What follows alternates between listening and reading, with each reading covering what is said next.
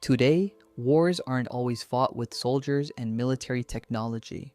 More and more often, they're fought with money, and one of the most powerful weapons are sanctions. Sanctions are usually framed as the mild option, something governments do instead of fighting.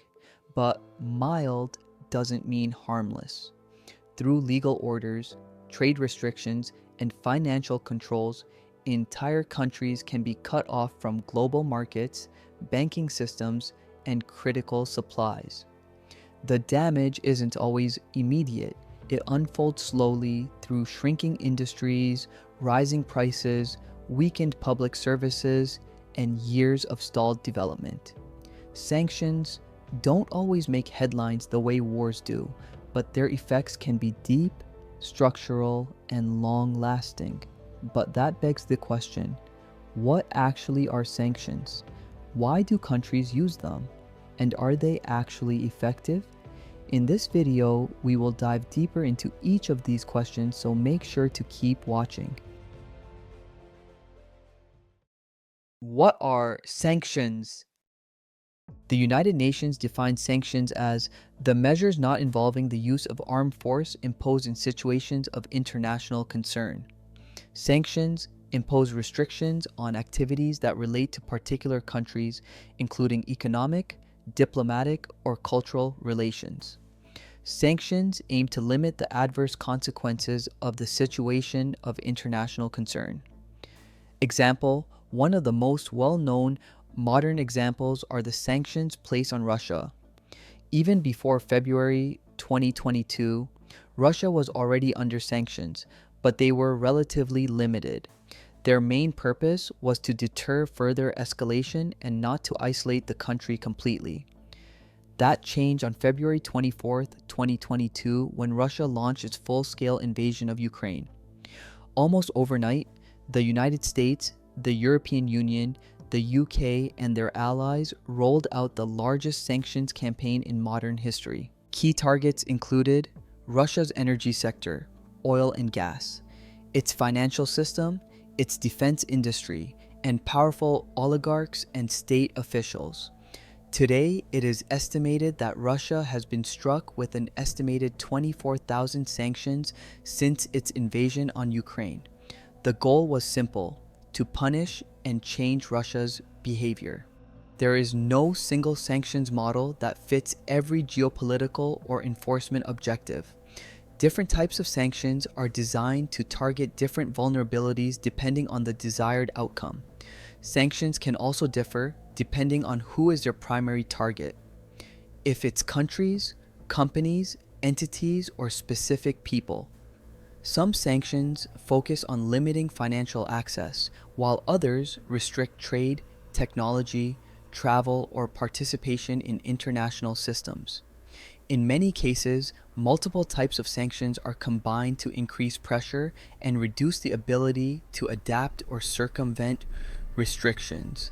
The most common types of sanctions include economic sanctions, trade sanctions, export restrictions, asset freezes, arms embargoes, travel bans, aircraft sanctions, diplomatic sanctions, sports sanctions, and environmental sanctions. Each one targets a different weakness, but together they form a powerful geopolitical weapon. Why do countries use sanctions? There are various reasons why sanctions may be imposed, but almost always they serve to influence the entity/country's behavior without engaging in armed conflict. Some reasons why sanctions may be imposed include 1. National security, where sanctions are used to prevent adversaries from accessing resources or technologies that could threaten national security. For example, restrictions on exporting advanced semiconductors aim to limit military or surveillance capabilities. 2. Counterterrorism. Governments can sanction individuals and organizations suspected of financing or supporting terrorism, cutting them off from financial systems. 3. Human rights enforcement. Sanctions can often target regimes or individuals accused of committing human rights abuses, such as repression, mass killings, or the persecution of minority groups. 4. Non-proliferation.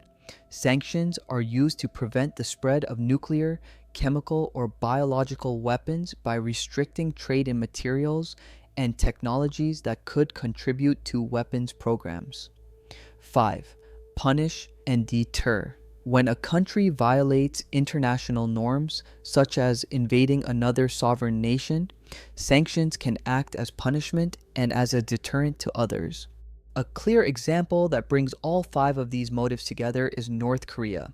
For decades, North Korea has been under international sanctions for a combination of reasons, including national security.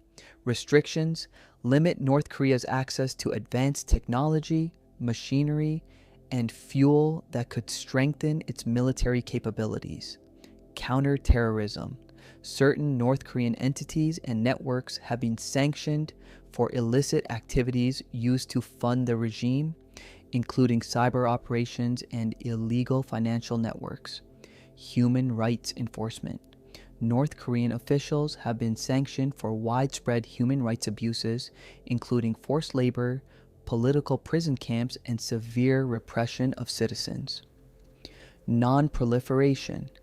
A major focus of sanctions is preventing North Korea from developing nuclear weapons and ballistic missile programs by restricting access to materials, funding, and technology. Punish and deter. Sanctions also serve as punishment for repeated violations of international agreements and missile tests while deterring other countries from pursuing similar weapons programs. Together, these sanctions are designed not just to weaken North Korea's economy, but to pressure the regime to change its behavior without armed conflict. Are sanctions effective? One of the biggest debates surrounding sanctions is a simple question. Do they actually work?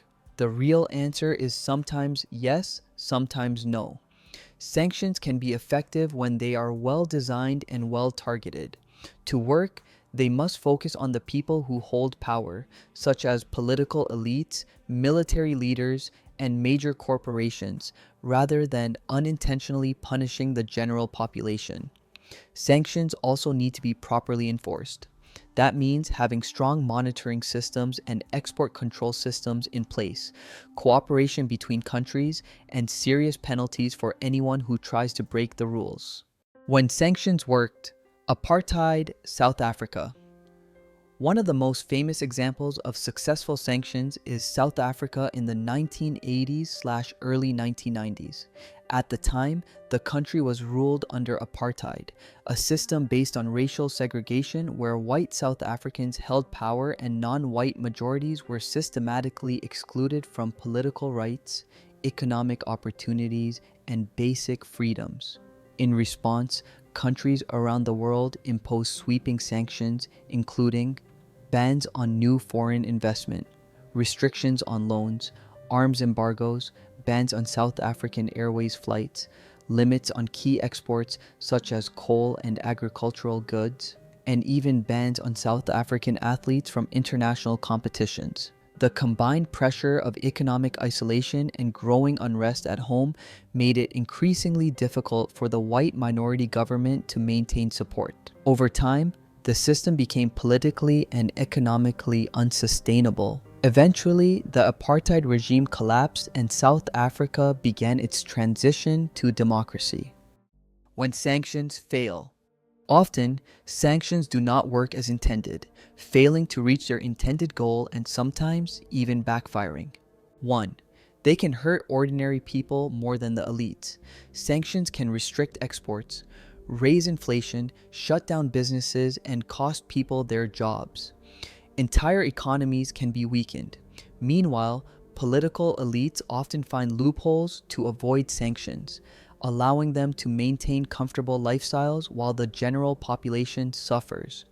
Even in the aforementioned example of sanctions having worked in apartheid South Africa, many critics have argued that sanctions hurt lower-income Black South Africans the most due to the economic decline. 2. They can strengthen government propaganda. Sanctions are often designed with the hope that citizens will pressure their leaders to change. But in many cases, governments instead frame sanctions as foreign attacks, turning public anger outward.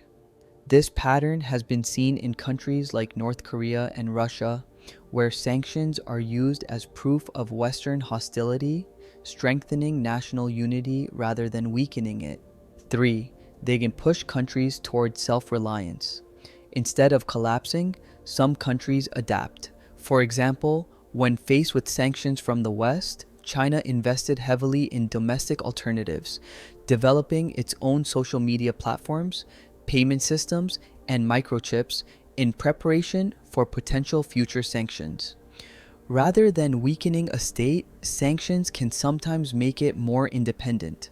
4. They can backfire on the countries imposing them. Sanctions can trigger retaliation where the targeted country responds with its own restrictions, hurting exporters, energy markets, and supply chains in the sanctioning states. A clear example of sanctions backfiring is Russia's response to Western sanctions after 2022. In retaliation, Russia cut gas supplies to Europe and banned food imports from several EU countries. The result? Soaring energy prices, higher inflation, and economic pain across Europe. 5. Sanctions are often easy to bypass. Sanctions are full of loopholes. For example, a European country may sell goods to a third country, which then resells them to a sanctioned state like Russia. These indirect trade routes are difficult to track and even harder to shut down. In conclusion, sanctions are powerful tools of pressure, penalties, and restrictions imposed by countries or international bodies to force change without going to war. They are used for various reasons, such as to protect national security, to counter terrorism, to enforce human rights, to prevent the spread of dangerous weapons, and to punish and deter violations of international law. But as we've seen, sanctions are not a guaranteed solution. They often fall short of their goals, and in some cases, they cause serious harm to ordinary people while those in power remain protected. Yet, when sanctions are carefully designed, strongly enforced, and precisely targeted, they can help bring real political change. In the end, sanctions are neither purely peaceful nor purely destructive.